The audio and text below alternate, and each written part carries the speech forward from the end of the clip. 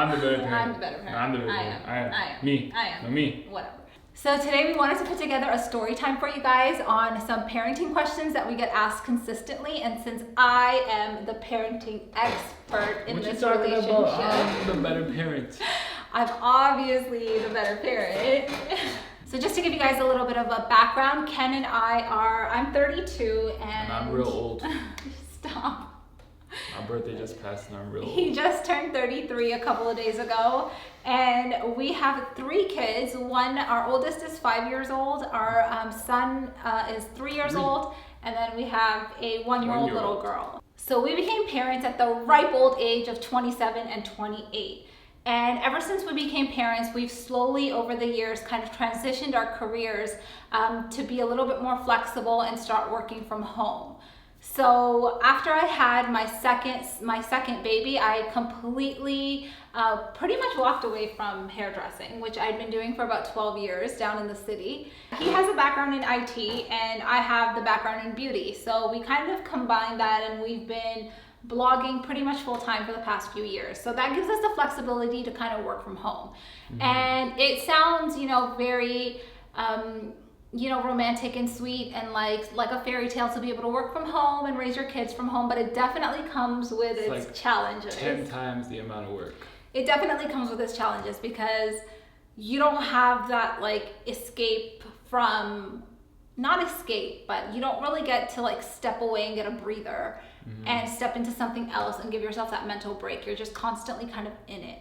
So that's kind of the challenge with 7 days a week. It's a blessing, definitely. 365 days a year. It's definitely breakfast, lunch, and dinner. Diaper after diaper. We meal literally after meal. stop. I've basically sun goes down and sun goes up. I've been, for the past 2 or 3 years, I've literally done all of my editing while nursing. I literally will be nursing and editing videos. I'll be nursing and cooking. I'll be feeding the kids while doing my makeup.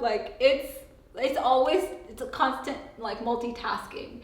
And what's gotten us through is our kind of teamwork in that, I think, right? We've always made a really good team in that sense that we kind of both pick up. We just know what needs to get done. And if we see one person doing something, the other person will just kind of pick up what the other thing that needs to get done. We learned over the kids. Yeah. After the first kid and the second kid. Yeah. By the third, we know. Yeah. We kind of had a routine with Aliana, our firstborn, and then with the second and third, the routine just kind of got amplified.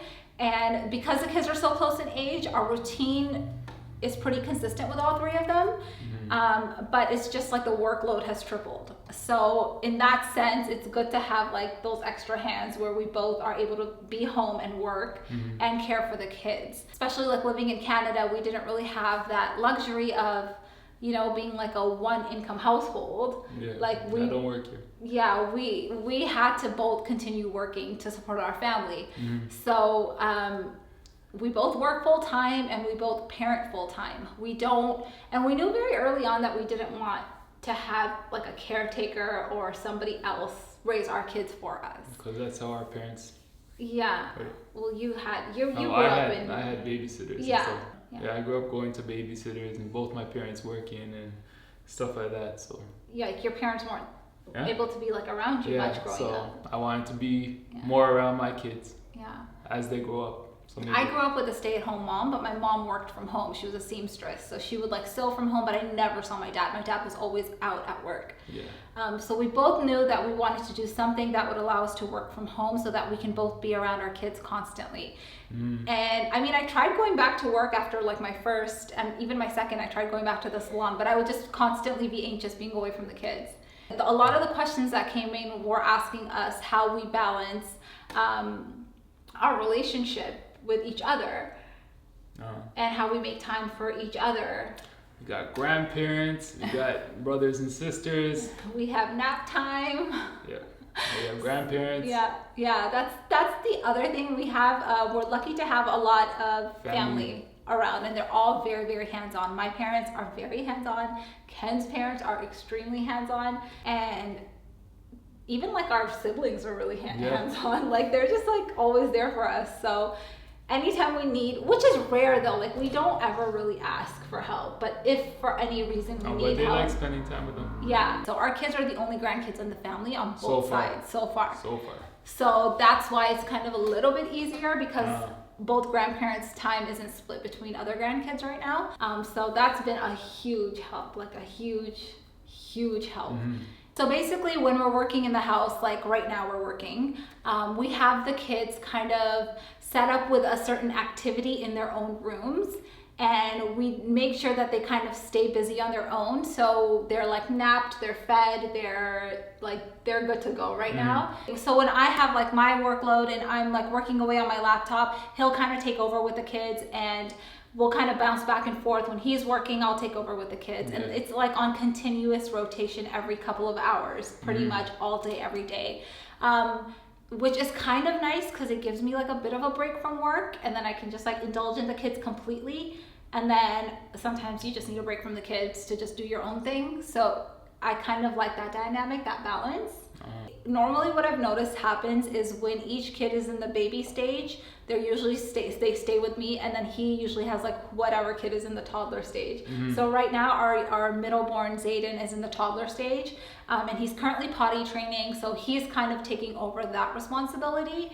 And our newborn, well, she's not newborn anymore, she's a year old. I just started weaning her off nursing, and I'm getting her on the bottle, so that's kind of my task that I've taken on. And our oldest daughter, she's pretty independent. She's kind of like... She's like 25 years old. She's the other adult in the house, so she definitely helps us out quite a bit with the babies. And yeah, that's kind of how it is right now in terms of workload. Like I have the baby, you have the toddler that you're focusing on, and then once in a while we swap for cuddles with the other one. Or if I have like something early morning that I need to do the night before, when Zariah wakes up, or if any of the kids wake up through the night, he just like kind of automatically knows he's on night duty that night, and he'll like wake up, he'll get the kids, he'll bring them over to me, I'll cuddle with them like half asleep. And then on the nights that I know that he has like a big day ahead of him the next day, I just kind of automatically know I'm on night duty that night. So if the kids wake up that night, I'll just kind of take over and let him sleep in. And it wasn't like a walk in the park. Like this is not something that just happened naturally and just like fell into place. We definitely learned this like the hardest way possible. Especially with our firstborn, it was all trial and error. It's just now we have the third kid, so we've kind of been through it 3 times, and now we're finally in a routine where it's flowing, right? Yeah. And it changes all the time. Obviously, it changes with each kid, and it takes a few months for you to like get that new routine in. But I feel like as long as we focus on our relationship and communicate with each other and keep things positive in terms of that, everything else kind of falls into place, you know, because we are very open and honest and blunt with each other. If there's anything that he's doing that I don't like, he hears about it right away. And she knows about and if I'm doing anything, and she's ticklish. Yeah, and if I'm doing anything that he doesn't like, he'll call me out on it instantly. And I think that, and we're both mature about it. We don't take it personally. I'll be like, yeah, you're right, I messed up. Or he'll be like, okay, like he understands, like, yeah, he's being cranky, or you know, he's being unreasonable, or he's being moody, or he's being annoying for no reason. When I call him out on it, he understands. Stop. Or he'll tickle me and try to change the topic. Being on this topic. I feel like us watching like our parents, like our moms and dads too, like that kind of set the tone for us on how to be parents as well, right? Do you feel that? Yeah. My dad always helped me out, supported me. Yeah. Growing up, he always was there anytime I needed him. He's still there now. He's still there for us all the time. He's still very supportive, yeah. This is not a dynamic that I grew up with. Like my mom was very much the homemaker, and my dad was very much the breadwinner. Whereas in our house, we are both equally homemakers, and we're both equally breadwinners. And I can honestly say it's 50-50 for both. On the nights that I'm unable to cook, he cooks. Not very good, but he cooks. It's awful. It is awful. My poor kids have to eat his food. They just pretend to like it because they don't want to hurt your feelings. I think Zayden likes it. Oh my God, his food is awful. My poor kids have to eat that stuff on the nights that I can't cook.